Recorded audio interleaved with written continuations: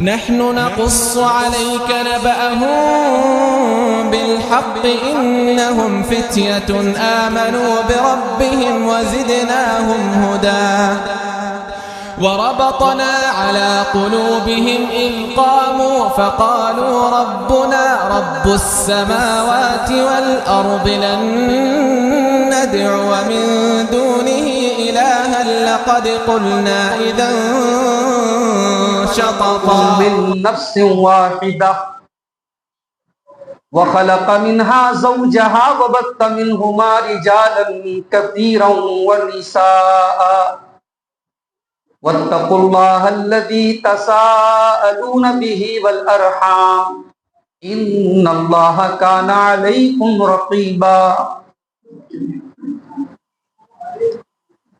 يا أيها الذين آمنوا اتقوا الله وقولوا قولا سديدا يصلح لكم أعمالكم ويغفر لكم ذنوبكم ومن يطع الله ورسوله فقد فاز فوزا عظيما أما بعد فإن خير الحديث كتاب الله وخير الهدي هدي محمد صلى الله عليه وسلم وشر الأمور محدثاتها وكل محدثة بدعة وكل بدعة ضلالة وكل ضلالة في النار أعوذ بالله من الشيطان الرجيم بسم الله الرحمن الرحيم نحن نقص عليك نبأهم بالحق إنهم فتية آمنوا بربهم وزدناهم هدى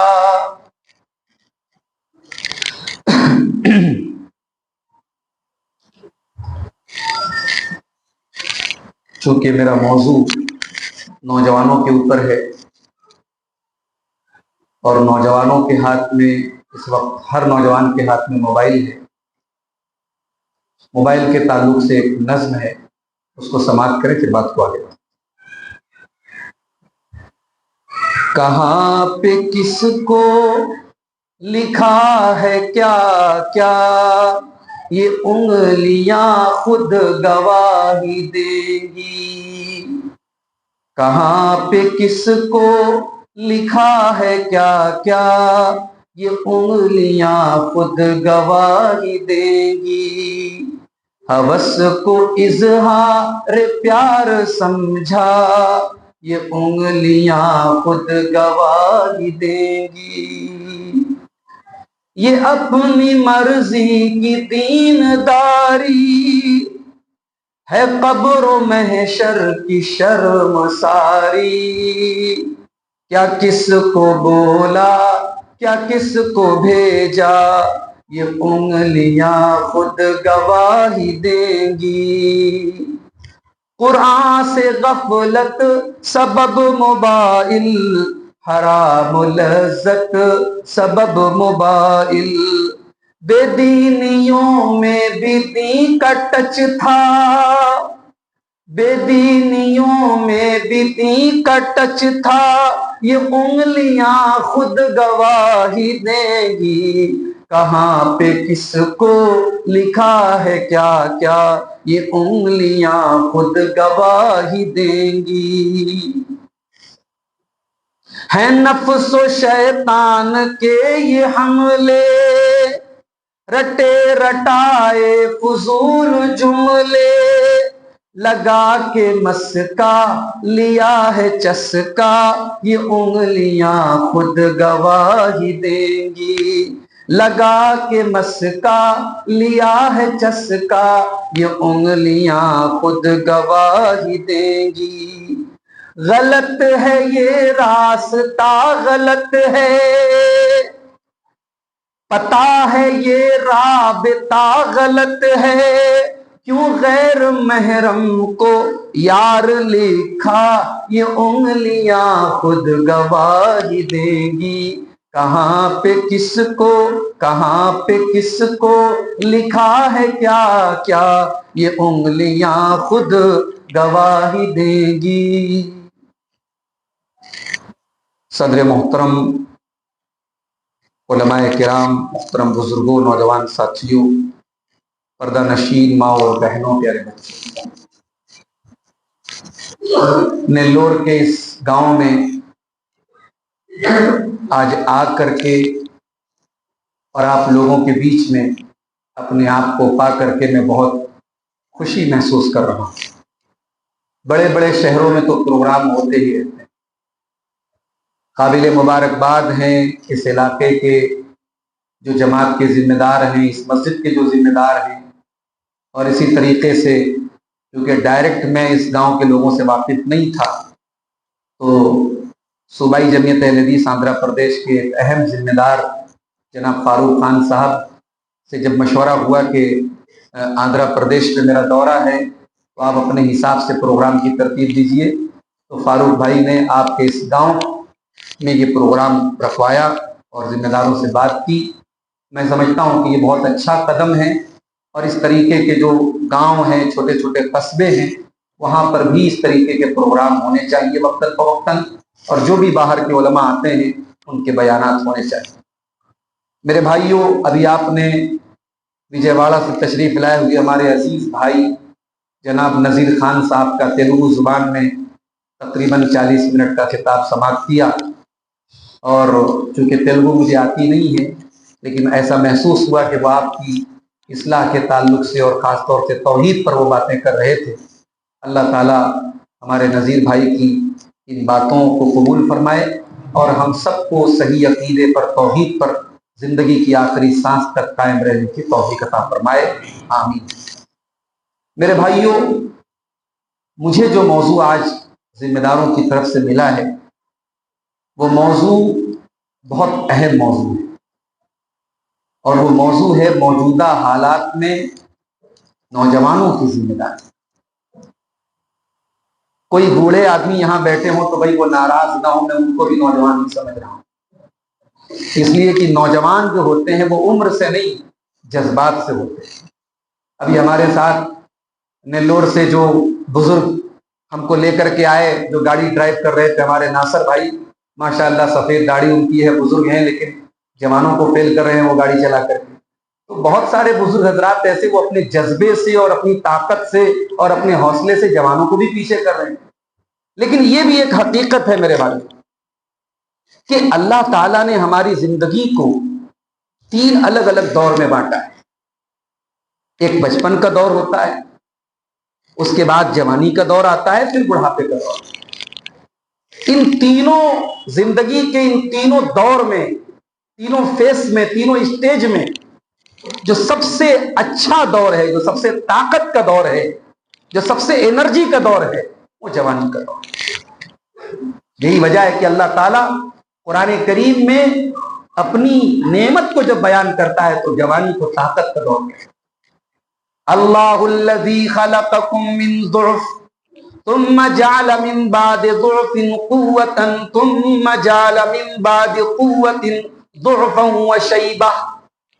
اللہ نے تم کو کمزور پیدا کیا، تم پیدا ہوئے کمزور تھے، ماں کے پیٹ سے آئے کمزور تھے، بول نہیں سکتے تھے۔ چھوٹا بچہ ہوتا ہے، بھوک لگی ہے، پیاس لگی ہے، روتا ہے، اس کے پاس اپنی بات کہنے کا کوئی اور میڈیم نہیں ہے۔ اسے بھوک لگی ہے تب بھی روتا ہے، پیٹ میں درد ہے تب بھی روتا ہے، لوز موشن ہو رہا ہے تب بھی روتا ہے، اس کے پاس ایک ہی میڈیم اپنی بات کہنے کا، وہ روتا ہے۔ پھر وہ بچہ دھیرے دھیرے بڑا ہوتا ہے، کبھی گھٹنوں کے بل چلنے لگتا ہے، کبھی دیوار کے سہارے چلنے لگتا ہے، کبھی باپ کی انگلی پکڑ کے چلنے لگتا ہے۔ تو یہ کمزوری کا دور ہے۔ اللہ نے تم کو کمزور بنایا، ثم جعل من بعد ضعف قوة، اور پھر اللہ تعالیٰ نے کمزوری کے بعد تم کو طاقتور بنایا۔ 18 سال کے ہو گئے، 20 سال کے ہو گئے، کڑیل جوان ہو گئے، بدن میں طاقت آ گئی، اب تمہارے اندر گناہوں کی خواہشات بھی پیدا ہونے لگی، غلط کام کرنے کی طاقت بھی تمہارے اندر پیدا ہو گئی، اب یہ تمہاری مرضی کہ تم اپنی جوانی کو کہاں گزارتے ہو. ثم جعل من بعد قوة ضعفا وشيبا، پھر تم 40 سال کے ہو گئے، 45 سال کے ہو گئے. 45 سمجھ رہے نا آپ لوگ، 40 پر 5، 40 کے بعد تمہاری ہڈیاں کمزور ہونے لگی، تمہارے بدن پہ جھریاں آنے لگی، بال سفید ہونے لگے. اب تمہارے اندر پھر وہ طاقت نہیں رہی جو جوانی میں تھا. پھر تمہیں اللہ تعالیٰ نے بوڑھا بنا دیا، تم کمزور ہو گئے. تو غور کیجیے، اللہ تعالیٰ نے جوانی کو 2 کمزور دور کے بیچ میں ایک طاقت کا دور بنایا ہے، اور وہ جوانی. اسی لیے قیامت کے دن ہم سے جوانی کا حساب الگ سے لیا جائے گا. اللہ کے پیارے نبی جناب محمد رسول اللہ، ارے بولو بھائی صلی اللہ علیہ وسلم، کیسے اہل حدیث و بھائی لوگ آپ لوگ؟ لگ رہا ہے روزے کی کمزوری ابھی بھی چل رہی ہے. ارے گنجی ونجی پی کے تو آپ کو طاقتور ہو جانا چاہیے. ہم لوگ تو گنجی بھی نہیں ملتی. میں سمجھتا ہوں کہ آج کئی سالوں کے بعد مجھے گنجی نصیب ہوئی. اب ہم لوگوں کیا گنجی بولیں گے تو اندر کی بنیاد کو گنجی بولتے ہو، دوسرا مراد ہو جائے گا. میں 2 سال وجے واڑہ میں تفسیر کے لیے تھا تو ماشاءاللہ وہاں دیکھتا تھا کہ بڑی لائن لگتی تھی افطار کے ٹائم گنجی کے لیے. تو اب یہ ہمارے علماء بتاتے ہیں کہ اس علاقے کی یہ بڑی خاص غذا ہے، اور تو گنجی پی کے تو کم سے کم تھوڑی بیداری آپ کے اندر آنی چاہیے. تو اللہ تعالیٰ نے ہمیں جوان بنایا ہے میرے بھائیوں، اس جوانی کا حساب اللہ الگ سے. اللہ کے پیارے نبی فرماتے ہیں لا تزول قدم ابن آدم من عند ربه یوم القیامت حتی یسأل عن 5. قیامت کے دن انسان اپنی جگہ سے ہل نہیں پائے گا جب تک 5 سوالوں کا جواب نہ دے دے. ان 5 سوالوں کا جواب مجھے بھی دینا پڑے گا، ہمارے صدر صاحب کو بھی دینا پڑے گا، ہمارے حضرت کو بھی دینا پڑے گا، تمام علماء کو، تمام عوام کو، سب کو دینا پڑے گا. کوئی اس سے بری نہیں ہے. عالم، جاہل، عام آدمی، خاص آدمی، امیر، غریب، سب کو ان 5 سوالوں کا جواب دینا ہے. پہلا سوال عن عمرہ فیما افنیٰ، تو نے اپنی زندگی کو کہاں، وعن شبابہ فیما ابلیٰ، دوسرا سوال ہوگا تو نے جوانی کو کہاں. یا اللہ جب تو نے پہلا سوال کر لیا ساری عمر کے بارے میں، ساری عمر میں بچپن بھی آ گیا، جوانی بھی آ گئی، بڑھاپا بھی آ گیا، تو پھر یہ دوسرا سوال الگ سے کیوں ہو رہا ہے؟ اس کا مطلب یہ ہوا کہ اللہ کی نظر میں جوانی کی بڑی.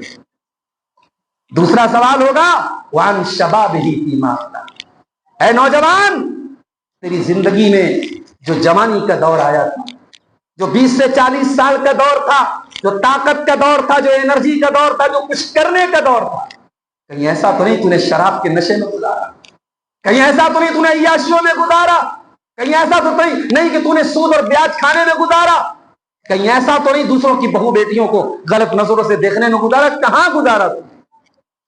اور تیسرا سوال ہوگا وعن مالہ من این اکتسبہ، تو نے مال کہاں سے کمایا. اور چوتھا سوال ہوگا وفیما انفقہ، تو نے مال کہاں خرچ کیا. معاف کیجیے گا آج دین کی راہ میں خرچ کرنے میں ہماری جان نکلتی. مسجدوں کے لیے چندہ ہوتا ہے، میں کئی مقامات پر دیکھتا ہوں جو کروڑ پتی آدمی 100 روپے چندہ دیتے ہیں. شرم سے چلو بھر پانی میں ڈوب مرنا چاہیے. اپنے بیوی بچوں کے فضول شوق پر گھومنے میں پھرنے میں لاکھوں خرچ کر دیتے ہیں، اپنی جھوٹی شان و شوکت پر لاکھوں خرچ کر دیتے ہیں. اور اللہ کے گھر کی بات آتی ہے، دین کی بات آتی ہے، جو سمجھو کہ آخرت کے لیے ہمارا انویسٹمنٹ ہے، وہاں پر صاحب ہماری جان نکلتی ہے. تو مال یہ آپ یہ مت سمجھیے کہ مال آپ کا ہے. اللہ تعالیٰ نے مال آپ کو یوز کرنے کے لیے بطور امانت دیا ہے. اس مال کا حساب دینا پڑے کہاں خرچ کیا. اور 5واں سوال ہوگا آپ حضرات سے خاص طور سے، کیا نام ہے اس گاؤں کا شہر؟ منجمور. کیا جو بول رہے ہیں حضرت اسی کو سمجھ لیجیے. اس گاؤں میں پروگرام ہوا، آپ نے سوشل میڈیا پر اشتہار دیکھا، صاحب ہمارے وجے واڑہ سے نذیر بھائی آ رہے ہیں، بنارس سے، یو پی سے عبدالغفار سلفی صاحب آ رہے ہیں. آپ بیان میں آئے، 2 گھنٹہ 1.5 گھنٹہ آپ نے بیانات کو سنا، تقریروں کو سنا. اور آپ تقریر سن کے گئے تو آپ نے کہا اللہ تعالیٰ نے 2 کان دیا، ایک کان سے سن لیا، دوسرے کان سے اڑا دیا. ایسا نہیں چلے. وَمَاذَا عَمِلَ فِيمَا عَلِمَا، آپ نے جو کچھ گیان حاصل کیا، آپ نے جو کچھ نالج گین کی، جو علم حاصل کیا، اس علم کے اوپر عمل بھی کرنا پڑے گا. اللہ پوچھے گا کتنا عمل کیا. اب اس حدیث کو سننے کے بعد کوئی یہ نہ سوچے کہ صاحب یہ تو بڑی خطرناک بات ہے، جو علم حاصل کریں گے اس پر عمل کرنا پڑے گا، تو اس سے اچھا کہ علم ہی حاصل نہ کرے، جلسے میں جائیں گے نہیں، پروگرام میں جائیں گے نہیں، جب جانیں گے نہیں تو اللہ تعالیٰ حساب بھی نہیں لے گا، تو یہ تو اور خراب بات ہو جائے گی۔ ایک آدمی اگر علم حاصل کر رہا ہے اور عمل نہیں کر رہا ہے، غلط کر رہا ہے، اور ایک آدمی اگر علم بھی حاصل نہیں کرے تو اور غلط کر رہا ہے۔ اس لیے کہ قبر میں آپ جب جائیں گے، ہم اور آپ جب قبر میں جائیں گے تو قبر میں فرشتہ 3 سوال پوچھے گا۔ ہے کسی کو یاد 3 سوال کون ہے؟ کوئی بتائے بھائی؟ ماشاءاللہ بہت جانکار لوگ ہیں، شاید محنت ہو رہی ہے۔ تمہارا رب کون، تمہارے نبی کون، تمہارا دین کیا؟ یہی تو 3 سوال ہے۔ اب یہ 3 سوال ہم لوگ رٹا مار لے دنیا میں، ہمارا رب اللہ ہے، ہمارا رب اللہ ہے، ہمارا رب اللہ، رٹا مارنے سے جواب نہیں ملے گا بھائی۔ اس کا من ربوں کا جواب میرا رب اللہ ہے وہ دے گا جو اللہ کی توحید پہ قائم رہے۔ من نبیوں کا جواب میرے نبی محمد صلی اللہ علیہ وسلم وہ دے گا جو اللہ کے رسول کی اتباع کرے گا، پیروی کرے گا، جو کسی اور کو نبی کا درجہ نہیں دے گا، کسی اور کو نبی کا مقام نہیں دے گا، کسی اور کی اندھی پیروی نہیں کرے گا، نبی کی اطاعت کرے گا، نبی کی اتباع کرے گا۔ اور میرا دین اسلام ہے، یہ کون بولے گا؟ وہ بولے گا جو اسلام کو اللہ کا نظام اور دین سمجھے گا اور اسلام کو اپنی زندگی میں نافذ اور لاگو کرے گا۔ اللہ کے نبی فرماتے ہیں جب بندہ ان 3 سوالوں کا صحیح جواب دے گا، فرشتہ پوچھے گا وما یدریکا، اے میرے بندے، اے اللہ کے بندے، تجھے ان 3 سوالوں کا جواب کیسے پتا چلا؟ بندہ کہے گا قرأت کتاب اللہ، میں نے اللہ کی کتاب کو پڑھا تھا، میں نے قرآن کو پڑھا تھا، میں نے علماء کے سامنے قرآن پڑھا تھا، میں نے علماء سے دین سیکھا تھا۔ قرأت کتاب اللہ، میں نے اللہ کی کتاب کو پڑھا تھا، اللہ کی شریعت کو پڑھا تھا۔ فآمنت بہ وصدقت بہ، میں قرآن کے اوپر ایمان لایا، میں نے قرآن کی تصدیق کی۔ میرے بھائیوں، علم تو حاصل کرنا پڑے گا۔ ابھی آج صبح پروگرام تھا نیلور مسجد میں، ایک صاحب نے پوچھا جنازے کی نماز کا طریقہ مولانا بیان، بولے بہت سارے لوگوں کو نہیں آتا جنازے کی نماز کا۔ یہ افسوس کی بات نہیں، باپ مر جائے اور بیٹا اس لائق بھی نہ ہو کہ اپنے باپ کا جنازہ پڑھ سکے، اپنے باپ کی مغفرت کی دعائیں کر سکے۔ میرے بھائیوں، ایسی اولاد پھر کس کام کی؟ آپ نے جس اولاد کے لیے بیاج پر قرضے لے لے کے مکان بنائے، بلڈنگیں بنائی، حرام حلال سب کو آپ نے پرواہ کرنا چھوڑ دیا، حلال بھی کمایا، حرام بھی کمایا، اگر وہ اولاد جس کے لیے آپ نے اتنا کچھ کیا ہے، اگر وہ اولاد اس لائق بھی نہ ہو کہ آپ کے مرنے کے بعد آپ کی جنازے کی نماز پڑھ سکے، تو ایسی اولاد کا کیا فائدہ ہے؟ میرے بھائی، اپنی اولاد کو دین سکھاؤ، میرے بھائی، علماء سے اپنی اولاد کو جوڑو، علم سے اپنا ناطہ جوڑو۔ تو اس حدیث کا کوئی یہ مطلب نہ سمجھے کہ جتنا علم حاصل کریں گے تو اور خطرہ ہو جائے گا، علم کو حاصل کرنا ہے۔ تو 5 سوالوں کا جواب قیامت کے دن ہمیں دینا پڑے گا، ان 5 سوالوں کے جواب دیے بغیر ہمیں چھٹی ملنے والی نہیں۔ اور آگے بڑھیے، اللہ کے پیارے نبی جناب محمد رسول اللہ صلی اللہ علیہ وسلم فرماتے ہیں، حاکم کی صحیح روایت ہے، اغتنم خمسن قبل خمسن، 5 چیزوں کی قدر کرو، 5 چیزوں کی ویلو کو سمجھو، 5 چیزوں کے آنے سے پہلے۔ شبابک قبل حرم، اپنی جوانی کی قدر و قیمت کو سمجھو بڑھاپے کا۔ یہ ہمارے جو بزرگ حضرات بیٹھے ہیں، اللہ تعالیٰ سب کی حفاظت فرمائے، سب کو صحت و تندرستی عطا فرمائے۔ یہ کبھی کبھی جب ان کو چوٹ لگتی ہے، جب ان کے پاؤں کانپنے لگتے ہیں، جب یہ تھوڑا سا چلنے کے بعد ہانپنے لگتے ہیں، تو ہمارے یہ بزرگ حضرات اپنی جوانی کو جاتے ہیں۔ ان کو احساس ہوتا ہے کہ کچھ پیچھے چلا گیا، جوانی کی اب وہ طاقت اب نہیں آ سکتی۔ جوانی میں ہڈی ٹوٹی، ڈاکٹر کے یہاں گئے، پلاسٹر ہوا، پٹ سے جڑ گئی۔ بڑھاپے میں ہڈی ٹوٹتی ہے تو جلدی جوڑتی بھی نہیں۔ بڑھاپے میں انسان بیمار ہوتا ہے، آپریشن کرنا بھی رسکی ہوتا ہے۔ جوانی جیسی طاقت پھر بڑھاپے میں نہیں مل سکتی۔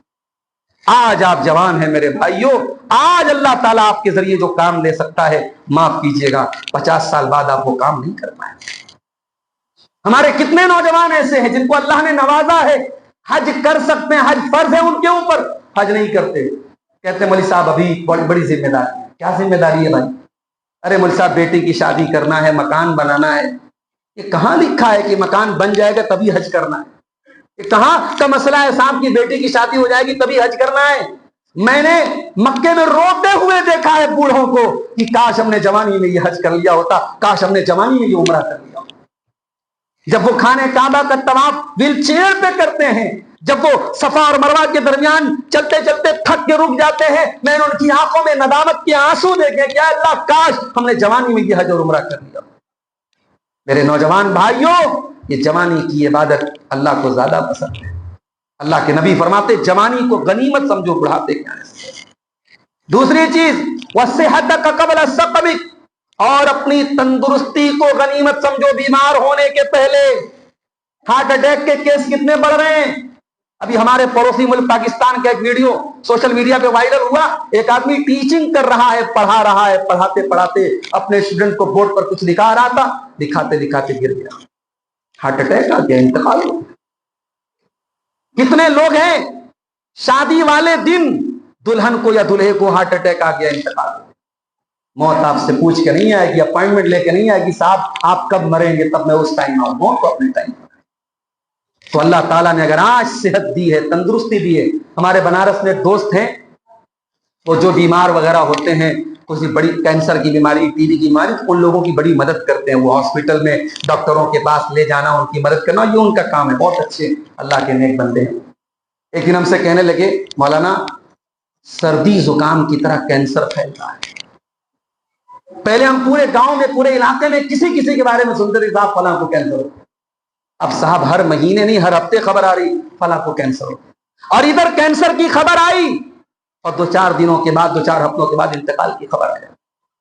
ہمارے اپنے مدرسے میں جہاں میں پڑھاتا ہوں، ہمارے اسٹاف میں ایک ٹیچر ہیں، ان کی اہلیہ کا بھی، میں باہر تھا وجے واڑا راستے میں تھا، میں کوتاگوڑم میں تھا، میسج آیا کہ ان کی اہلیہ کا انتقال، ابھی 1 ہفتہ پہلے وہ بیمار ہوئی تھی، لوز موشن ہو رہا تھا، ڈاکٹر کے یہاں لے کے گئے، کچھ لیور کا انفیکشن ڈاکٹر نے بتایا، علاج چل رہا تھا، 1 ہفتے کے اندر انہوں نے انتقال۔ کون سی بیماری موت کی خبر لے کے آئے ہم نہیں جانتے۔ تندرستی کو غنیمت سمجھو، اس کے پہلے کی بیماری آ جائے۔ وَغِنَاكَ قَبْلَ فَقْرِكَ، اور اے دولت کمانے والوں، اے جاب کرنے والوں، اے اچھی دولت کمانے والوں، اللہ کا شکر ادا کرو، اللہ نے آپ کو اچھی دولت سے نوازا ہے، اللہ نے آپ کو کسی کا محتاج نہیں بنایا ہے، آپ اپنے بال بچوں کو سکون سے کھلا پلا رہے، اللہ کا شکر ادا کرو۔ اسی دھرتی پر، اسی زمین پر لاکھوں لوگ ایسے ہیں جن کو 2 وقت کی روٹی بھی نصیب ہے۔ اگر آج اللہ نے آپ کو دولت دی ہے، یہ آپ کا کمال نہیں ہے، اللہ کا شکر ادا کرو اور اس دولت کو غنیمت سمجھو۔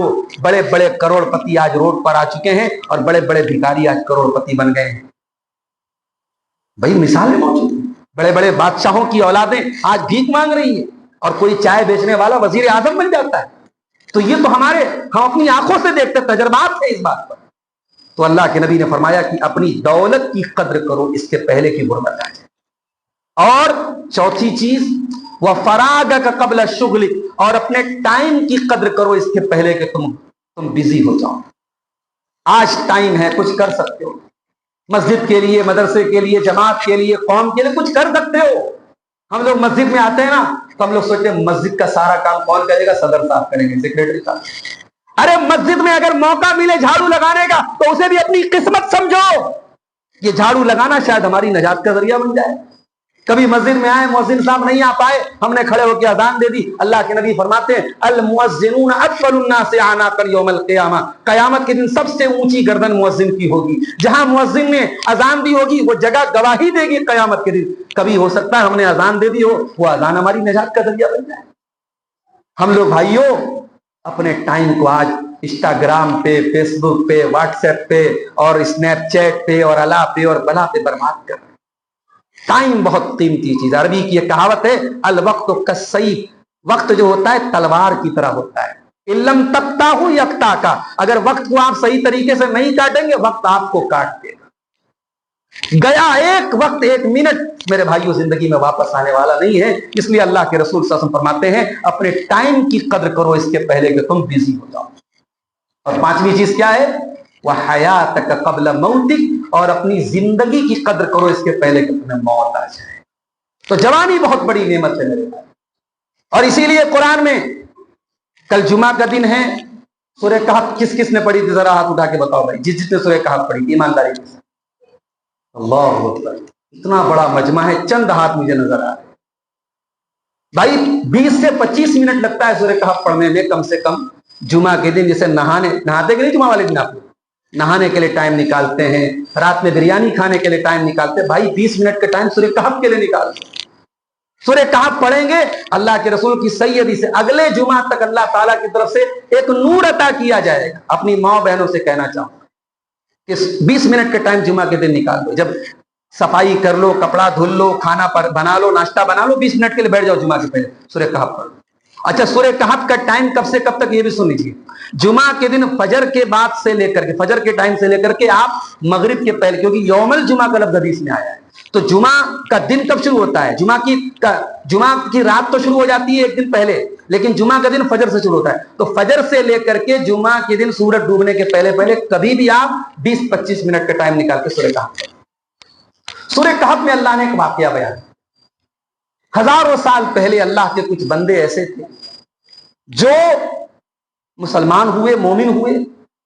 उस दौर का बादशाह मुशरिक था, उस दौर के लोग मुशरिक थे। उन लोगों को जान का खतरा हो गया, बड़े बाप की औलाद थे, अमीर लोगों की औलाद थी। तो उन लोगों ने अपने दीन और ईमान को बचाने के लिए एक पहाड़ के गार में चले गए, गुफा में चले गए। गुफा समझते हैं, पहाड़ के अंदर जो गार होता है, गुफा, वहां वो सब चले गए और 309 साल तक सोए रहे। बड़ा अजीब और गरीब वाकया है, कभी अगर मौका मिले तो कोई तफसीर की किताब पढ़ के इस वाकये को देख लीजिएगा। अल्लाह ताला ने कुरान में जब ये वाकया बयान किया तो अल्लाह ताला ने ये ना बताया कि असहाबे कहफ का नाम क्या था, किस कंट्री से उनका ताल्लुक था, किस स्टेट के रहने वाले थे, किस गांव के रहने वाले थे।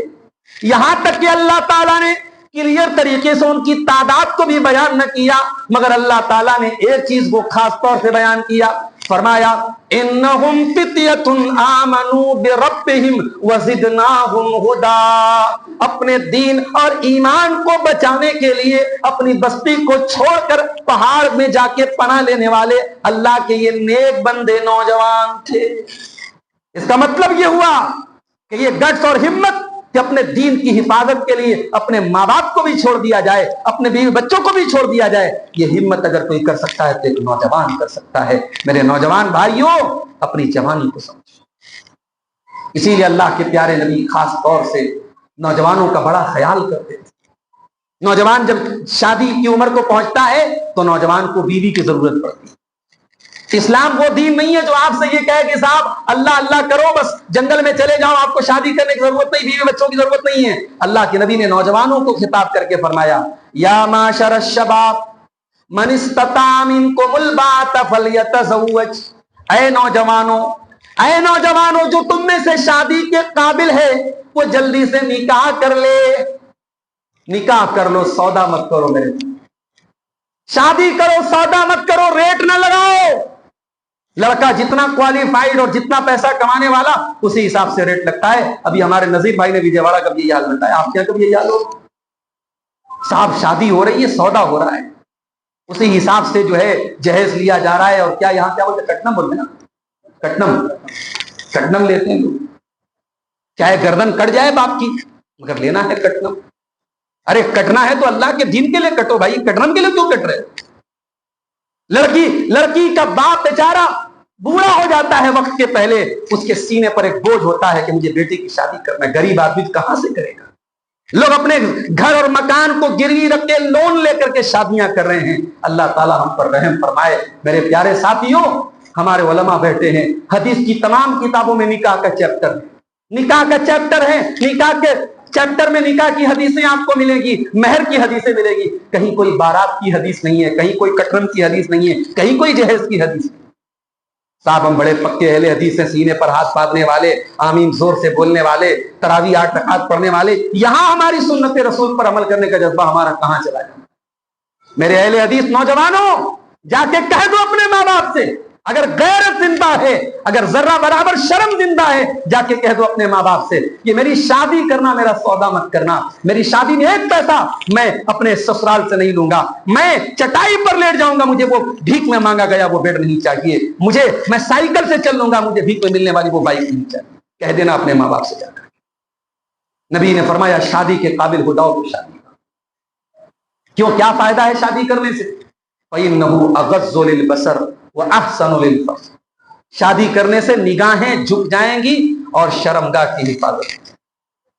اللہ کے رسول کہہ رہے ہیں شادی کرنے سے شرمگاہ کی حفاظت ہے. ایک لڑکا ایک لڑکی جب شادی کے قابل ہو جائے, علماء کا بیان سن کے شرمگاہ کے فتنے سے نہیں بچ سکتا, معاف کیجیے گا. یہ دور صحابہ کا دور نہیں ہے, یہ فتنوں کا دور ہے. آپ کے نوجوان لڑکے اور لڑکیوں کو بگاڑنے کے لیے انسٹاگرام موجود ہے, فیس بک موجود ہے, سوشل میڈیا موجود ہے, اور آپ یہ توقع کریں کہ وہ عبدالغفار صاحب کا بیان سن کر کے گناہوں سے بچے گا. میرے بھائیو, یہ بہت مشکل چیز ہے. شادی کراؤ اپنے بچوں کی صحیح ٹائم. اور جن بچوں کے ماں باپ یہاں موجود نہیں, یہ تقریر ریکارڈ ہو رہی ہے, جا کے ماں باپ کو سنا کہ آپ شادی کراؤ, 2-4 دن کھانا مت کھاؤ, گھر میں ہڑتال کر دو, صاحب پہلے شادی کراؤ. یہ دنیا کا سب سے امپورٹنٹ کام ہے ایک انسان جب جوان ہو جائے. ابھی میں مہاراشٹر کے ایک علاقے میں گیا, آکوٹ. میرے پاس کچھ نوجوان آئے, بولے مولوی صاحب آپ کس موضوع پہ تقریر کریں گے؟ میں نے کہا صحابہ کی فضیلت پر بولنے کو بولا ہے لوگوں نے. کہا مولوی صاحب ہم لوگ آپ سے ایک بات کہنا. میں نے کہا کیا بات؟ کہا یہاں ماحول یہ ہے کہ جب تک گورنمنٹ جاب نہ لگ جائے, سرکاری نوکری نہ لگ جائے, تب تک لڑکوں کی شادی نہیں ہوتی. 35 سال کے لڑکے بیٹھے شادی نہیں ہوتی. میں نے کہا تو بہت خراب بات ہے. گورنمنٹ جاب آج کوئی اتنی آسانی سے تھوڑی مل رہی ہے, بڑی مشکل سے ملتی ہے کسی. اس کو اگر کوئی شرط لگا دے کہ یہ ہوگی تب شادی کریں گے, میں نے کہا تو ظلم ہے. میں نے تقریر میں بولا وہاں لڑکے 35 سال کے ہو گئے صاحب, جوان ہو رہا ہے لڑکا آپ کا 20-22 سال کی عمر میں, اور آپ شادی کر رہے ہیں 35 سال میں. یہ 12 سال وہ کیسے گزارے گا؟ اچھا لڑکے تو بول بھی دیتے ہیں ماں باپ سے, لڑکیاں بیچاری شرم و حیا کے مارے بول بھی. ماں باپ کی جھوٹی ضد اور جھوٹے نخروں کی وجہ سے کتنی بچیاں ہیں ان کی عمر نکلتی چلی جاتی. اچھا رشتہ آتا ہے, ماں باپ اپنی منمانی کی شرطیں لگاتے ہیں. اگر لڑکا 30,000 روپیہ مہینہ کما رہا ہے, نہیں چلے گا, ہم کو کم سے کم 1 لاکھ روپیے پر منتھ کمانے والا داماد چاہیے. ہمیں محل جیسا, ہماری بیٹی محل میں جائے گی تو ارے اللہ کے بندو, نبی اکرم نے 4 بیٹیوں کی شادی کی. نبی نے کردار اور کیریکٹر دیکھا ہے, دینداری دیکھی ہے. نبی نے بلڈنگ نہیں دیکھی. نبی نے یہ نہیں دیکھا کہ میرا ہونے والا داماد کتنا کما ہے. تو نکاح یہ بہت ضروری چیز ہے میرے پیارے صاحب. میرے نوجوان بھائیوں, اس دور میں آپ کی ذمہ داری سب سے زیادہ ہے, کیونکہ اس دور میں اسلام کے خلاف جو طاقتیں کام کر رہی ہیں ان کا ٹارگٹ بوڑھے لوگ نہیں ہے. معاف کیجیے گا, اپنے بزرگوں سے بڑی معذرت کے ساتھ کہنا چاہوں گا, ان کو بوڑھوں سے پرابلم نہیں ہے. ان کو پتا ہے فجر کی نماز میں مسجد کا گیٹ کھول کے چند بوڑھے تو آ ہی جائیں. ان کو نوجوانوں سے پرابلم ہے. وہ نوجوانوں کو رات میں فیس بک دکھا کر, واٹس ایپ دکھا کر ان کو گہری نیند سلا دیتے ہیں تاکہ وہ فجر کی نماز میں نہ آئے. میرے نوجوانوں, آپ ٹارگٹ پر ہیں, آپ نشانے پر ہیں. اگر آپ نے اپنی اہمیت کو نہیں سمجھا اور آپ دین کی طرف نہیں پلٹے اور آپ نے اپنی ذمہ داری کو نہیں سمجھا تو یہ امت کل ہلاکت سے دوچار ہوگی اور اللہ کے آپ کو حساب دینا پڑے. آج آپ دیکھ لیں حالات کیا ہے. مسلمان, ابھی میرے پاس ویڈیو آیا, محرم کا مہینہ چل رہا ہے, کل 10 تاریخ ہے, ایک گھوڑے کو لایا جاتا ہے اور یہ عقیدہ رکھا جاتا ہے کہ یہ گھوڑا کس کا ہے؟ یہ رسول کے نواسے کا گھوڑا ہے, حضرت حسین کا گھوڑا, اور گھوڑے کو چوما اور چاٹا جاتا ہے اور گھوڑے کے آگے سجدہ کیا جاتا ہے. ارے مسلمان, تو کیسا مسلمان ہے؟ تو نماز میں کہتا ہے ایاک نعبد و ایاک نستعین, عبادت کرتا ہوں تو صرف اور صرف اللہ کی کرتا ہوں, مدد مانگتا ہوں تو اللہ سے مانگتا ہوں. اور تو گھوڑے کی عبادت کر رہا ہے, تو اس مشرک سے بھی گیا گزرا ہو گیا جو پتھر کے بت کی عبادت کرتا ہے. میرے بھائیوں, عقیدے پر محنت کرو, توحید پر محنت کرو. ابھی مجھے ہمارے نذیر بھائی نے بتایا کہ اسی آندھرا پردیش میں 40 لاکھ ایسے لوگ ہیں. کیا نام بتایا تھا آپ نے سے, وہ کون سی برادری ہے؟ نور بادشاہ لوگ ہیں صاحب. سو کالڈ مسلمان ہیں, کسی زمانے وہ مسلمان تھے, پھر ان کو علم نہیں ملا, ان کو علماء کی صحبت نہیں ملی. آج وہ کبھی مسجد میں بھی جا رہے ہیں, مندر میں بھی جا رہے ہیں, اللہ کے آگے بھی سجدہ کر رہے ہیں, غیر اللہ کے آگے, کوئی علم نہیں ان کے پاس. 40 لاکھ کیوں بتا رہے, اتنی بڑی تعداد ہے. یہ کرنے کا کام ہے میرے بھائی. یہ صرف عبدالغفار صاحب کے کرنے کا کام نہیں, یہ صرف نذیر بھائی کے کرنے کا کام نہیں, یہ ہمارے شیخ کے, آپ سب کا کام ہے.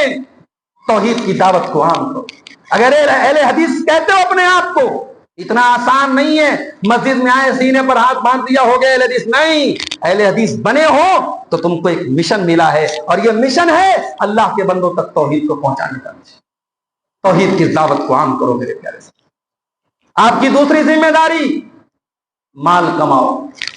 आज तक आपने तकरीरों में सुना होगा, मौलाना लोग बोलते हैं कि माल फितना है, माल ठीक है, माल फितना है, मगर माल जरूरत नहीं है।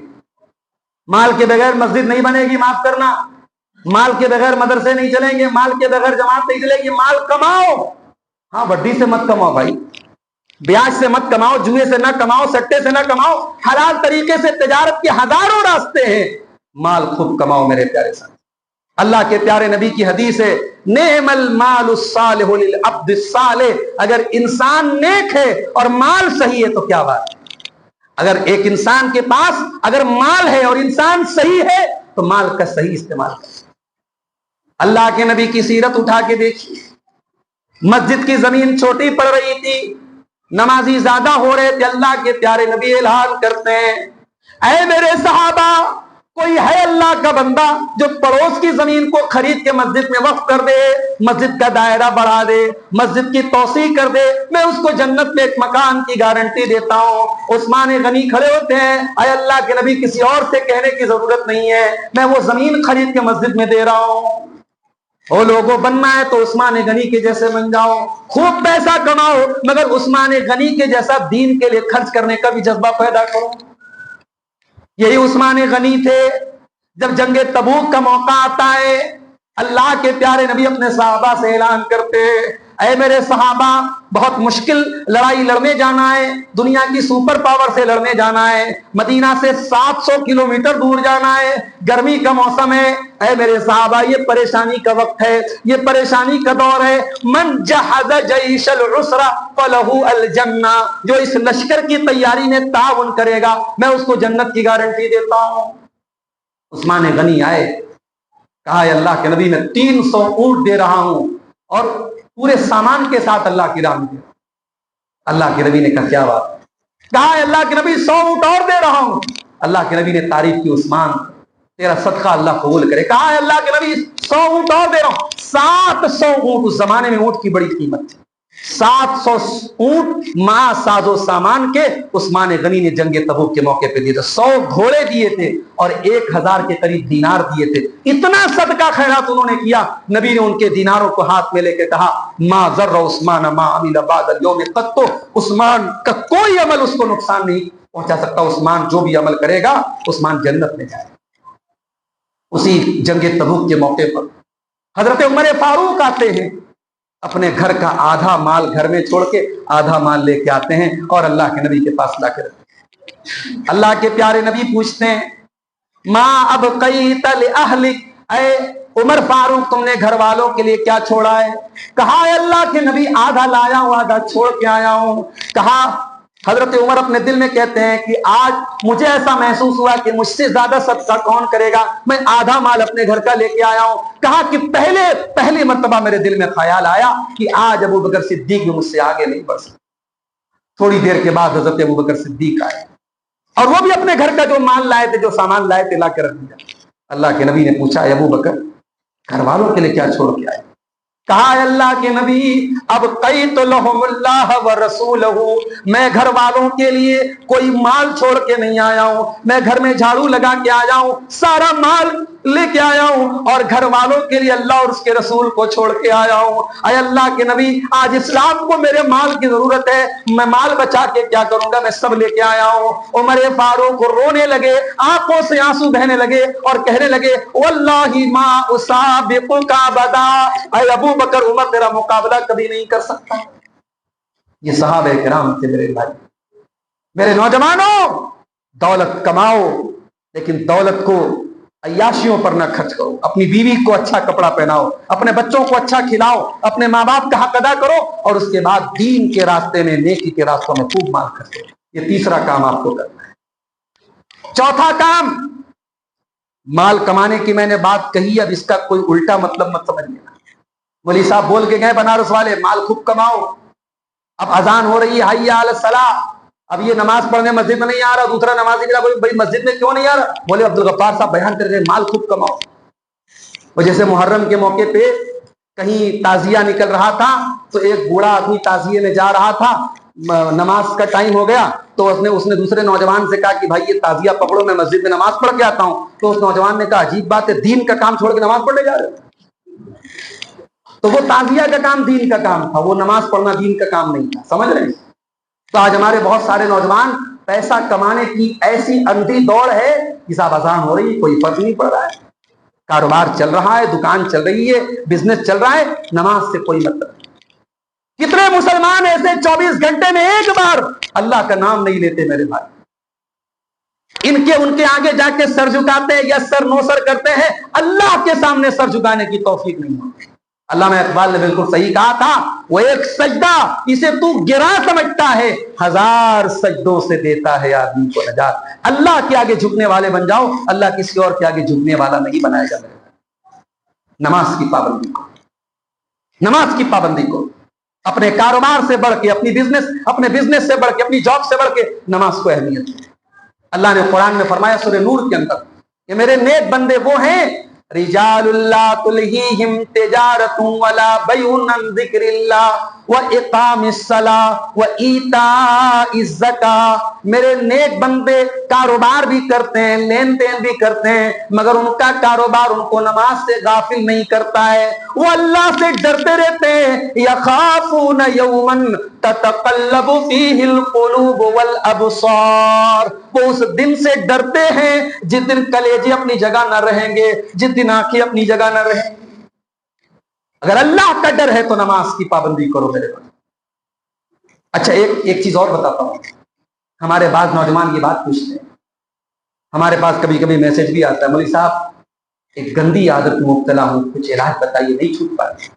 اب کئی طریقے کی گندی عادتیں ہوتی ہیں. بعض نوجوان کوئی لڑکیوں سے چیٹنگ کرنے میں لگا ہوا، کسی کو اللہ معاف کرے زنا کی عادت پڑ گئی، کسی کو لواطت کی عادت پڑ گئی، کسی کو اپنے ہاتھوں سے جو زنا کیا جاتا ہے، ہاتھ کا زنا جس کو مشت زنی کہتے ہیں، کسی کو اس کی گندی لت لگی. یہ جو گندی عادتیں ہیں، یہ عادتیں آج سماج میں پھیل رہے. میں بیان کر رہا ہوں، اچھا نہیں لگ رہا ہے، مگر یہ چیز ہے سماج میں. یہ تمام چیزیں جو میں بتا رہا ہوں سماج میں ہے، یہ گندگیاں ہیں ہمارے نوجوانوں میں. اس کا علاج کیا ہے؟ اللہ نے قرآن میں ایک علاج فرمایا، ان الصلاۃ تنہا عن الفحشاء والمنکر. نماز کی پابندی کر، تیری زندگی سے بے حیائی چلی جائے. جب تجھے یہ احساس ہوگا مجھے فجر کی نماز پڑھنا ہے، تو رات میں موبائل بند کر کے سو جائے گا کہ نہیں مجھے فجر پڑھنا ہے. اللہ کا ڈر اگر ہوگا تو موبائل چھوڑ کے بیٹھ جائے. یہ نماز کی پابندی آپ کو بہت ساری گندی عادتوں سے بچائے گی میرے نوجوان. اسی لیے اللہ نے قرآن میں سورہ مریم میں فرمایا کہ جب دنیا میں اللہ کے بہت سارے نبی آئے، رسول آئے، ان رسولوں کے آنے کے بعد فخلف من بعدہم خلف اضاعوا الصلاۃ، ایسے نالائق لوگ آئے جنہوں نے نماز کو برباد کیا. نماز کو برباد کرنا کس کی پہچان؟ نالائق لوگوں کی پہچان ہے. واتبعوا الشہوات، اور خواہشات کی پیروی کرنے والوں کی پہچان ہے. جس کی زندگی میں نماز نہیں ہوگی اس کی زندگی میں خواہشات کی اندھی پیروی ہوگی. لہذا ان گندے کاموں سے بچنا ہے تو نماز کی پابندی. کتنی چیزیں ہوں گی میری صاحب؟ 4 چیزیں ہوں گی. نمبر 5، میں نوجوانوں کی ذمہ داریاں بتا رہا ہوں، بہت غور سے سنیے گا. صرف بتا نہیں رہا ہوں، اس پر عمل بھی کرنا ہے. بولو انشاءاللہ عمل کریں گے. 5ویں چیز یہ ہے میرے بھائیوں، اس کا تعلق ہماری نوجوان بہنوں سے. پہلے کبھی کبھی ہم سنتے تھے دلی کے بارے میں، ممبئی کے بارے میں، بنگلور کے بارے میں، میٹرو سٹیز کے بارے میں، کہ صاحب وہاں فلاں مسلمان لڑکی کالج میں پڑھ رہی تھی، کسی غیر مسلم لڑکے کے ساتھ اس کا افیئر ہو گیا اور اس کے ساتھ وہ بھاگ گئی اور اسلام کو اس نے چھوڑ دیا. مگر اب حالات یہ ہیں، چھوٹے چھوٹے گاؤں اور قصبے سے خبریں آتی ہیں، ہمارے اور آپ کے آس پاس سے خبریں آتی ہیں، اور ایسی لڑکیوں کے بارے میں یہ نیوز سننے کو ملتی ہے جن لڑکیوں کے گھر میں دیندار ماحول ہے. باپ ماشاءاللہ داڑھی والا ہے، 5 ٹائم کی نمازی ہے، ماں تہجد پڑھتی ہے. اور بات تو ایسے کیس بھی میرے سامنے آئے، لڑکی مدرسے کی پڑھی ہوئی لڑکی تھی، 8 سال 10 سال مدرسے میں پڑھا تھا اس نے. اللہ، قوم کہاں جا رہی ہے میرے بھائی؟ ایمان اتنا سستا ہو گیا، ایمان اتنا حقیر ہو گیا. کسی نے محبت کے 2 میٹھے بول دیے، آئی لو یو بول دیا، پیار کا اقرار کر دیا، اور ہماری قوم کی لڑکی اس کے لیے اپنے دین کو چھوڑنے کو تیار ہو. نہیں میری بہنوں، میرے بھائیوں، یہ دین اتنا حقیر تو نہیں تھا. یہ دین تو وہ دین تھا. سمیہ رضی اللہ تعالیٰ عنہ شہید ہو گئی. ان کو ننگا کر کے جوان بیٹے کے سامنے شہید کر دیا گیا. سمیہ نے یہ تکلیف تو گوارا کر لی, جان تو دے دی مگر ایمان نہیں دیا. بلال حبشی کو تپتی ریت پہ لٹایا گیا, سینے پر گرم پتھر رکھا گیا اور بلال سے کہا گیا اے بلال تو اسلام کو چھوڑ دے. بلال کے منہ سے آواز نہیں نکل رہی ہے, سینے پر گرم پتھر رکھا ہوا ہے, پیٹ کی چربی پگھل رہی ہے, مگر بلال کی زبان سے ایک ہی لفظ نکلا, احد احد, میرا اللہ ایک ہے, میرا رب ایک ہے, میں ایک اللہ کو چھوڑ کے کہیں اور جانے والا. حضرت خبیب رضی اللہ تعالیٰ عنہ کو مکہ کے کافروں نے پکڑا اور سولی پہ چڑھانے کی تیاری ہو گئی. سولی پہ چڑھانے کے پہلے خبیب سے کہا گیا اے خبیب کوئی آخری خواہش ہے؟ کہا 2 رکعت نماز پڑھنا چاہتا ہوں. خبیب رضی اللہ تعالیٰ عنہ 2 رکعت نماز پڑھی. جب سلام پھیر لیا کہا کہ اے مکہ کے کافروں, میں چاہتا تو اور لمبی نماز پڑھ لیتا, مگر کہیں تم یہ نہ سمجھو کہ میں موت کے ڈر سے نماز کو لمبا کر رہا ہوں, میں نے مختصر نماز پڑھی ہے. پھر مکہ کے کافروں نے کہا اے خبیب کیا تم یہ چاہو گے کہ تمہاری جگہ اللہ کے پیارے رسول کو سولی پہ چڑھا دیا جائے اور تمہیں چھوڑ دیا جائے؟ کیا تم کو یہ سودا قبول ہے, تم کو یہ آفر قبول ہے؟ کہا کہ ارے ظالموں, تم میری جگہ میرے نبی کو سولی پہ چڑھانے کی بات کر رہے ہو, ارے میں تو یہ بھی گوارا نہ کروں گا میرے نبی کے پاؤں میں کانٹا بھی چبھایا جائے اور میری جان بخش دی جائے. یہ ایمان سے محبت تھی, یہ دین سے محبت تھی, یہ اللہ رسول سے محبت تھی. آج ہم کہاں چلے گئے میرے بھائی, ہماری دینداری کہاں چلی گئی؟ اس لیے میں کہتا ہوں اپنی بچیوں کو دینی تعلیم دلاؤ میرے بھائی. آپ کی لڑکیاں گھر سے نقاب میں نکلتی ہیں, یہ کافی نہیں ہے, یہ کافی نہیں ہے. آپ کی بچی کو یہ پتا ہونا چاہیے کہ میں یہ نقاب کیوں پہن رہی ہوں, اس نقاب کا مقصد کیا ہے. یہ نقاب صرف ایک ڈریس نہیں ہے, یہ پردہ ایک کپڑا نہیں ہے, کلچر ہے, یہ تیرے رب کا حکم ہے. اللہ نے قرآن میں اپنے نبی سے فرمایا یا ایھا النبی قل لازواجک وبناتک ونساء المؤمنین یدنین علیہن من جلابیبہن. اے نبی اپنی بیٹیوں سے کہہ دیجئے, اپنی بیویوں سے کہہ دیجئے اور تمام مسلمان عورتوں سے کہہ دیجئے کہ جب وہ گھر سے نکلیں تو اپنے اوپر جلباب ڈال لیں, نقاب ڈال لیں, چادر ڈال لیں. ذالک ادنی ان یعرفن فلا یؤذین. یہ پردہ دنیا کو بتائے گا کہ یہ پردہ کرنے والی لڑکیاں ہیں, یہ مسلمان گھروں کی لڑکیاں ہیں, یہ کسی کے سامنے بے پردہ نہیں. اور مجھے ایک بات اور کہنے دیجئے, ایک بے حیائی وہ ہوتی ہے جو گھر کے باہر ہوتی ہے, اور ایک بے حیائی وہ ہوتی ہے جو گھر کے اندر ہوتی ہے. دیور اور بھابھی میں کوئی پردہ نہیں ہے. لڑکی جوان ہو گئی, خالہ کے لڑکے جوان ہیں, ماموں کے لڑکے جوان ہیں, چاچا کے لڑکے جوان ہیں, تایا کے لڑکے جوان ہیں, گھر میں آ رہے ہیں, آپ کی بیٹی کوئی پردہ نہیں کر رہی ہے. یہ خطرناک بے پردگی, یہ اس بے پردگی سے زیادہ خطرناک ہے جو گھر کے باہر ہوتی ہے.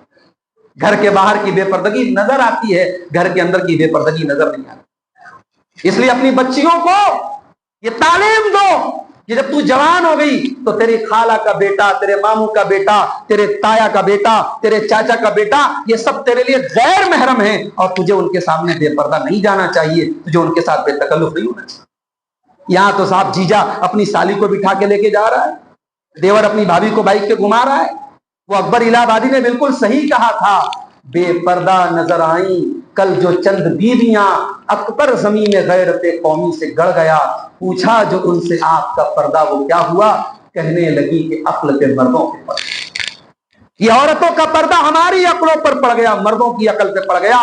میں ایک جملہ کہتا ہوں, نوٹ کر لو, جس گھر کی عورت بے حیا ہوتی ہے اس گھر کا مرد بے غیرت ہوتا ہے. جس گھر کی لڑکیاں بے پردہ نکلے سمجھ جاؤ اس گھر کے مرد بے غیرت ہو چکے ہیں. اور اللہ کے پیارے نبی فرماتے ہیں 3 لوگ ایسے ہوں گے جن سے اللہ تعالیٰ قیامت کے دن نہ تو بات چیت کرے گا, نہ ان کو گناہوں سے پاک اور صاف کرے گا, نہ ان کی طرف اللہ تعالیٰ دیکھے گا. کون 3 لوگ ہوں گے؟ نمبر 1 المرأۃ المترجلہ, مردوں کی کاپی کرنے والی, مردوں کے جیسا کپڑا پہننے والی, مردوں کے جیسا بال رکھنے والی عورت. نمبر 2 العاق لوالدیہ, اپنے ماں باپ کو ستانے والا. اور نمبر 3 الدیوث, وہ بے غیرت آدمی جس کے گھر میں بے حیائی ہو رہی ہے اور اس کو کوئی فرق نہ پڑا. تو میرے بھائیوں, اپنے گھر کی لڑکیوں کو, اپنے گھر کی بچیوں کو دین کی تعلیم. ٹھیک ہے آپ اگر اپنی بچیوں کو کالج میں پڑھا رہے ہیں, یونیورسٹی میں پڑھا رہے ہیں, ہائر ایجوکیشن دے رہے, مجھے اعتراض نہیں ہے, مگر آپ سائڈ سے دین کی تعلیم بھی ان کو دیجئے تاکہ جو دین کا سپلیمنٹ. بھئی دنیا میں ایک دستور ہے, ہم بیمار ہوتے ہیں تو ہم اینٹی بائیوٹک لیتے ہیں، اور جتنا بیکٹیریا تگڑا ہوتا ہے اتنا ہی تگڑا ہم اینٹی بائیوٹک کا ڈوز لیتے ہیں۔ آج بے حیائی کا بیکٹیریا بہت پھیل چکا ہے میرے بھائیوں، اینٹی بائیوٹک کا بھی ہمیں ڈوز بڑھانا پڑے گا، ہمیں اپنے بچوں کی تعلیم پر توجہ دینی۔ ایک بات بتاؤ میرے بھائی، ہم اپنے بچوں سے پیار کرتے ہیں کہ نہیں کرتے؟ ہمارے بچے اور بچیاں دنیا کی آگ میں جلے، کیا ہم گوارا کریں؟ ارے آگ میں جلنا چھوڑ دو، آپ کا چھوٹا بچہ ہے، اس کو ذرا سی کھروچ آ جائے، ذرا سا خون بہنے لگے، آپ کا دماغ خراب ہو جائے۔ عورتیں تو رونے لگتی ہیں کبھی کبھی بچوں کا بلڈ دیکھ کے، خون دیکھ کے۔ ابھی احمد آباد میں پلین کریش کا واقعہ ہوا، واللہ مناظر دیکھ کے رونگٹے کھڑے ہو گئے۔ اللہ ایسی موت سے ہم سب کی حفاظت فرمائے۔ فلائٹ جب کریش ہوتی ہے نا، کوئی بچتا نہیں ہے۔ کیوں نہیں بچتا؟ کبھی آپ نے غور کیا؟ بھائی کار کا ایکسیڈنٹ ہوتا ہے لوگ بچ جاتے ہیں، بائک کا ایکسیڈنٹ ہوتا ہے لوگ بچ جاتے ہیں، پلین کریش ہوتا ہے تو کوئی نہیں بچتا۔ کیوں؟ کیونکہ پلین کے ٹوٹنے سے لوگ نہیں مرتے ہیں، پلین کے اندر جو فیول ہوتا ہے، جو تیل ہوتا ہے، وہ بہت خطرناک ہوتا ہے۔ اور جس پلین میں حادثہ ہوا تھا تقریباً 1.5 لاکھ لیٹر اس میں فیول تھا، اور پلین کے اندر جو فیول ہوتا ہے اس کو ATF بولتے ہیں۔ ATF کا مطلب ہوتا ہے ایرو ٹربائن فیول۔ تو وہ جو ہوتا ہے وہ ہوائی جہاز میں ہی استعمال ہوتا ہے، بہت خطرناک ہوتا ہے۔ اب وہ جب پلین کا حادثہ ہوتا ہے تو وہ پھر کسی کو بچنا تو بہت دور کی بات ہے، ہڈی پسلی کچھ نہیں بچتی۔ تقریباً 250 لوگ ایسا مرے کہ کسی کی ہڈی نہیں مل رہی ہے۔ لوگ DNA کے ذریعے اپنے گھر کے رشتہ داروں اور اپنے عزیزوں کی جو ہے لاشیں، وہاں ان کی لاشوں کے ٹکڑے بٹورے۔ اللہ، دنیا کی آگ کا یہ حال ہے، جہنم کی آگ تو اس آگ سے 70 گنا زیادہ خطرناک۔ میرے بھائیوں، کہ آپ یہ گوارا کریں گے؟ کیا ہم یہ گوارا کریں گے ہمارا پریوار، ہماری فیملی، ہمارے بال بچے جہنم کی آگ میں جلیں؟ قرآن کہتا ہے یا ایھا الذین آمنوا قوا انفسکم واہلیکم نارا وقودھا الناس والحجارہ، اے ایمان والو بچاؤ اپنے آپ اور اپنے گھر والوں کو اس آگ سے جو دنیا کی آگ کی طرح نہیں ہوگی، جو پیٹرول سے نہیں جلے گی، جو ڈیزل سے نہیں جلے گی، جو پلین کے فیول سے نہیں جلے گی۔ وقودھا الناس والحجارہ، جو انسانوں اور پتھروں سے جلے گی، جس کا ایندھن انسان اور پتھر ہوں گے، اس آگ سے اپنے گھر والوں کو بچا لو۔ بچا لو میرے بھائی۔ آپ کے گھر میں لوگ نماز نہیں پڑھتے، آپ کے گھر میں حرام کمائی آ رہی ہے، آپ کے گھر میں لڑکیاں پردہ نہیں کر رہی ہیں، آپ کے گھر میں بے حیائی کا کام ہو رہا ہے، کیسے آپ کی غیرت گوارا کرتی ہے؟ اپنے گھر والوں کو جہنم کی آگ سے بچا دو میرے بھائی۔ میرے عزیزوں، میرے نوجوانوں، یہ ہماری بہت بڑی ذمہ داری ہے کہ ہم اپنے گھر کی خواتین کو پردہ دیں۔ ایک اور بات سن لیجیے، ہماری ذمہ داریوں کی بات آپ نے کی ہے، ہماری ایک بہت بڑی ذمہ داری یہ ہے کہ ہم ان علماء سے جڑے جو واقعی میں علماء ہیں۔ ورنہ یہ دور وہ دور ہے جب یوٹیوب کے ویو سے لوگ اندازہ لگاتے ہیں صاحب فلاں بہت بڑا عالم ہے، اس کے یوٹیوب پر اتنے چاہنے والے۔ معاف کرنا، یوٹیوب پر کسی کے چاہنے والوں کا زیادہ ہونا اس بات کی دلیل نہیں ہے کہ وہ بڑا عالم ہے۔ کتنے یوٹیوب پر بیٹھے ہیں جو گندے مسائل بیان کرتے ہیں اور اس لیے ان کو دیکھنے والے لاکھوں کروڑوں میں ہیں۔ اس لیے یوٹیوب کے ویوز کا اور فالوورز کا زیادہ ہونا یہ حق ہونے کی دلیل ہے۔ ابھی آج لکھنؤ کے ایک عالم کا بیان آیا، مولانا سلمان حسینی ندوی، کسی زمانے میں ندوہ میں پڑھاتے تھے، بہت بڑے استاد تھے حدیث۔ آج باقاعدہ کیمرے کے سامنے حضرت معاویہ کو گالی دے رہے ہیں اور کہہ رہے ہیں صاحب حدیث میں آیا ہے کہ اس امت کا فرعون معاویہ ہوگا۔ استغفر اللہ۔ ایک صحابی رسول کے بارے میں ایک موضوع اور من گھڑت روایت پڑھ کر کے ایک انسان بیان کر رہا ہے اور دنیا کے سامنے اس صحابی رسول کو فرعون بول رہا ہے۔ میرے پیارے ساتھیوں، دنیا تو اس کو بھی عالم سمجھتی ہے۔ ایک علی مرزا بیٹھا ہوا ہے پڑوسی ملک میں، ہمارے بہت سارے نوجوان اس کو بڑا فالو کرتے ہیں، صاحب وہ تو حدیثوں کے نمبر بتاتا ہے، حوالے بتاتا ہے۔ کیا بتاتا ہے بھائی؟ یہی بتاتا ہے کہ حضرت معاویہ تو بڑے ظالم تھے، باغی تھے، جہنم کی طرف لے کے جانے والے تھے۔ اچھا، اس نے کہا تو نے آنکھ موند کے مان لیا؟ اگر واقعی میں حضرت معاویہ باغی تھے اور جہنم کی طرف بلا رہے تھے تو مجھے ایک سوال کا جواب دے۔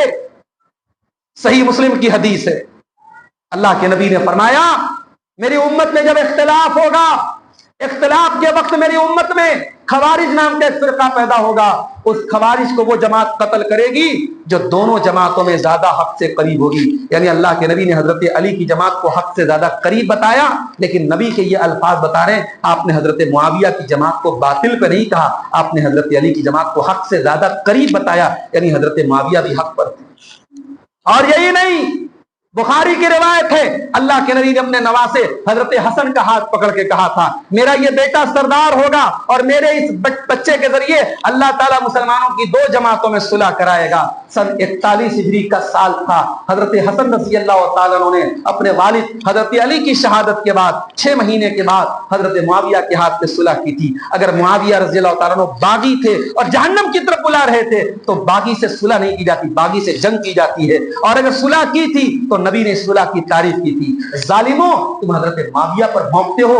उमर बिन अब्दुल अजीज, हजरत अब्दुल्लाह बिन मुबारक से किसी ने पूछा कि उमर बिन अब्दुल अजीज बेहतर थे या मुआविया रज़ी अल्लाह ताला अन्हु बेहतर थे, तो अब्दुल्लाह बिन मुबारक ने कहा था, जिस घोड़े पर बैठ करके मुआविया रज़ी अल्लाह ताला अन्हु ने अल्लाह के रसूल के साथ जिहाद किया था, उस घोड़े की नाक में बैठी हुई मिट्टी भी हजरत उमर बिन अब्दुल अजीज से बेहतर है। उस सहाबी रसूल को तुम लान तान करते हो। तो मेरे भाइयों, हर बोलने वाला आलिम नहीं है, हर यूट्यूब पर आने वाला आलिम नहीं है। जो सही आलिम है, आपके इस इलाके में हमारी जमात के बहुत माशाल्लाह अच्छे अच्छे उलमा हैं, आप उनसे इस्तेफादा कीजिए। आपके इसी जो है साउथ की सरजमीन पर 2 बड़े हमारी जमात के जयीद उलमा हैं, 2 भाई बहुत बड़े हमारी जमात के अच्छे और मुस्तनद उलमा हैं, आप उनसे इस्तेफादा कीजिए। पूना की सरजमीन पर शेख अबू जैद जमीर हैं और बेंगलोर की सरजमीन पर शेख अब्दुल हसीन है, उमराबाद की सरजमीन पर शेख अब्दुल अजीम है, शेख अब्दुल कदीर है। मैं चंद नाम ले रहा हूं जिनको आप जानते होंगे। इनके अलावा भी जो उलमा मुस्तनद उलमा है, जो किताब सुन्नत के जानकार उलमा है, मेरे भाइयों, उन उलमा से आप ताल्लुक जोड़िए, उन उलमा की बातों को सुनिए, उन उलमा से आप राब्ते कीजिए, उन उलमा से दीन की रहनुमाई हासिल कीजिए, वरना इस फितनों के दौर में आप गुमराह हो जाएंगे और गलत रास्ते में चले जाएंगे। अब मेरा ख्याल है कि आप लोगों को भूख लग रही है, बिरयानी की महक आने लगी, तो अब मैं बात को थोड़ा समेट दूं। क्यों शेख? अब नौजवानों की जिम्मेदारी की बात आई है, 1-2 बातें और सुन लीजिए, सब्र कर लीजिए, वैसे भी दिन भर आप सब्र कर चुके हैं। एक चीज और है मेरे नौजवानों, जो आपको करना है, अपने टाइम का यूटिलाइजेशन, अपने वक्त का सही इस्तेमाल। इमाम बुखारी, इमाम मुस्लिम, इमाम तिरमिजी, हमारी जो उम्मत के बड़े बड़े उलमा और इम्मा गुजरे हैं, इनकी जिंदगियों के बारे में पढ़िए। अल्लाह ताला ने इनके टाइम में कितनी बरकत। ये लोग यूट्यूब नहीं चलाते थे, ये लोग फेसबुक नहीं चलाते थे, ये लोग इंस्टाग्राम पे टाइम बर्बाद नहीं। आज हमारा नौजवान बैठ करके रील्स देख रहा है। अल्लाह के बंदे, तेरी जिंदगी कब रील में बदल जाए तू नहीं जानता।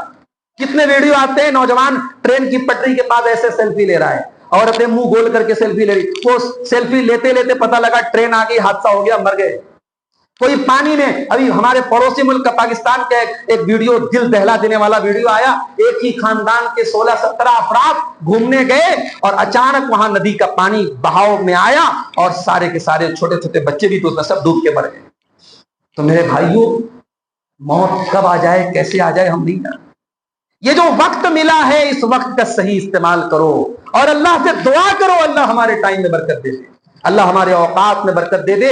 अपने वक्त को नमाजों में गुजारो, रातों में तहज्जुद का एहतमाम करो। मेरे नौजवान भाइयों, हजरत अब्दुल्लाह इब्न उमर रज़ी अल्लाह ताला अन्हु ने एक मर्तबा ख्वाब देखा कि 2 फरिश्ते आते हैं और अब्दुल्लाह इब्न उमर को लेके जाते हैं और एक कुएं के पास लेके जाते हैं। अब्दुल्लाह इब्न उमर जब कुएं में झांक के देखते हैं तो अंदर आग जल रही थी। अब्दुल्लाह इब्न उमर डर जाते हैं। फरिश्ते कहते हैं, आपको डरने की जरूरत नहीं, आप इसमें नहीं जाएंगे। और उसके बाद उनकी नींद खुल जाती है। अब्दुल्लाह इब्न उमर रज़ी अल्लाह ताला अन्हु हजरत उमर के बेटे हैं, अल्लाह के रसूल के साले हैं, हजरत हफ्सा के भाई हैं। अपनी बहन के पास आते हैं, कहते हैं कि मेरी बाजी, ये सवाल तू अल्लाह के रसूल से पूछ के बता दे, इस ख्वाब की ताबीर तू पूछ के बता दे।